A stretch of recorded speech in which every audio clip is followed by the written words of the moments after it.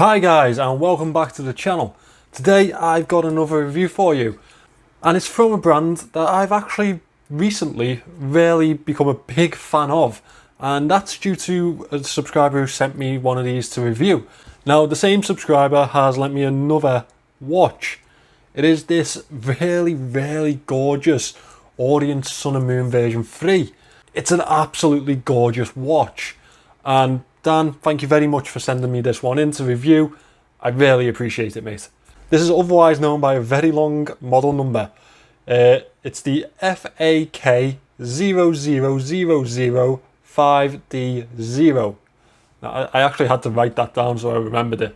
Now, Orient make a wide range of watches, and I'm glad I've got this one in because I can kind of show you something a little bit different that they do, something very different to the watch that we had in previously.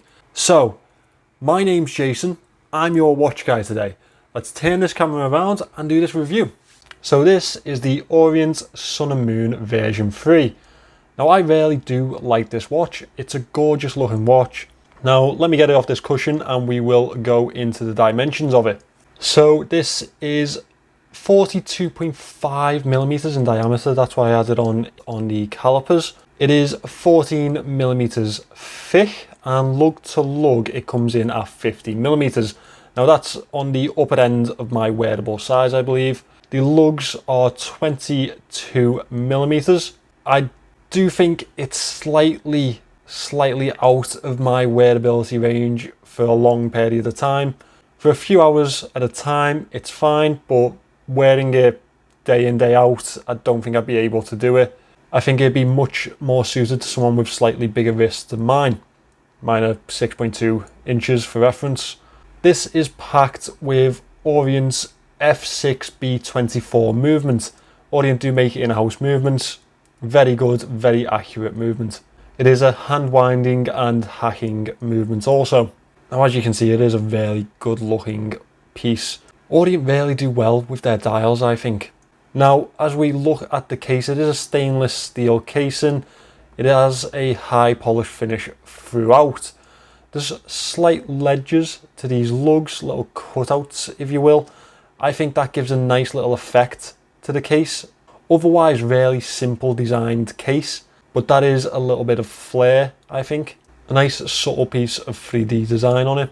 We have a display case back. You can see that lovely movement in the back. That is a signed rotor, very well decorated too. That is a screw down case back. The crown is a pull push crown. It's not a screw down crown. It is signed by Orient though, with that logo, which I quite like to see on watches myself. Just give that a little wind and make sure it doesn't stop ticking throughout this video. This watch comes in at 50 meters water resistant, which isn't a great deal, but for a dress watch you're not looking to get this wet, so it's perfectly suitable. Now finishing off this casing, we have a Sapphire Crystal. If we catch this at the right angle, you can see that it is slightly domed, and that gives it a nice effect on wrist. I think that's a really nice piece of sapphire in there. As we move into the dial, it is a deep blue dial. It does have a slightly sunburst effect on it. You do have to catch it in the right light, and it's accented really nicely with these white Roman numerals at the hour indices. I really like those. I've seen a lot of people say that they're not a big fan of Roman numerals on watches. I think they're lovely. I'm a really big fan of it, to be fair. These are quite oblong in design. As I did say, these are printed. The minute track is marked with dots throughout. You can see that it is a notch below the actual main dial. That's again a nice feature from Orient. It is giving it a really nice 3D effect. These are printed dots around the minute track with stainless steel effect dots at the 5-minute indices. We have two sub-dials on this here dial, one in the second quarter of the dial and one in the fourth quarter. The first sub-dial here is the Sun and Moon display. Now it is a really well decorated display. I'm just going to adjust the time so you can see the moon face also. Now if I catch it in the right light, you can see that it's a sort of gold plated type of finish to the sun as it is to the moon and stars on the opposite end of the dial.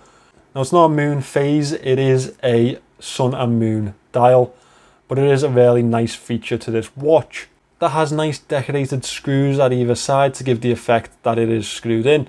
I can't tell you if it is because I'm not going to take it apart to find out. As we move on to this second dial here, this is the day dial.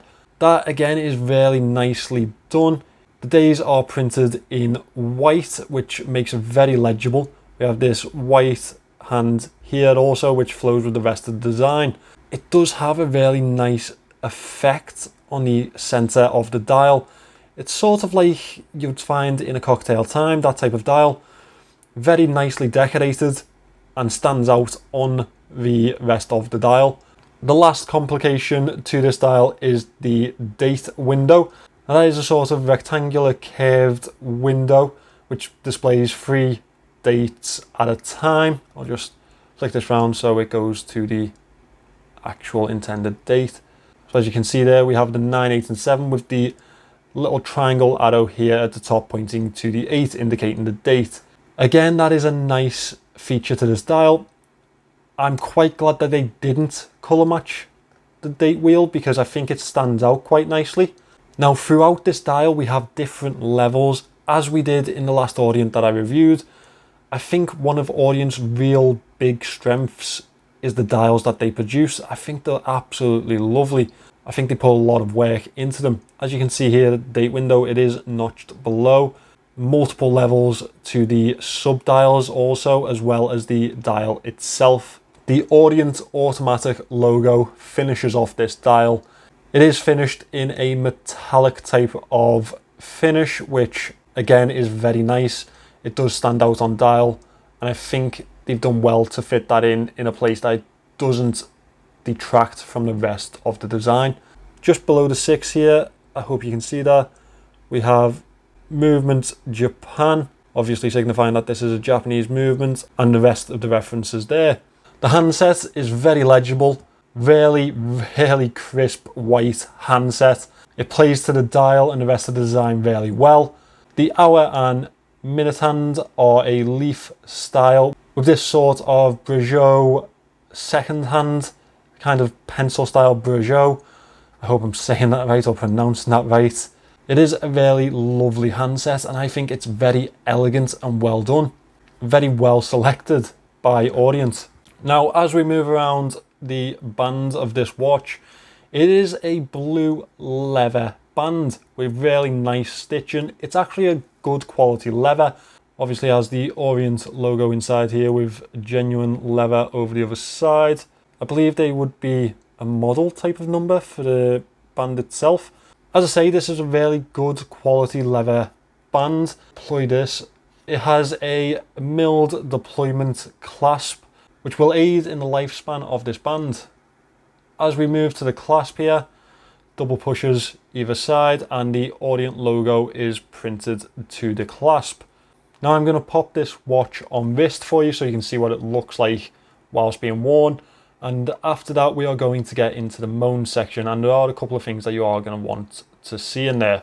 So here is the Orient Sun and Moon on wrist. As you can see, it is a bigger type of dress watch. It's not one of the smaller styles that you would find, but I think it's a lovely watch. Now, as I said, for small amounts of time, maybe a day at a time, or worn for events, it is a very lovely watch and it feels perfectly fine on wrist. I do still believe that it is suited to someone with slightly bigger wrists than mine, maybe 6.5 inches and above. Just moving around that band, I really like the colouring of that band. I think it really plays well to the dial of the Orient. Now I'm going to pop this off wrist and we are going to get into this Moans section.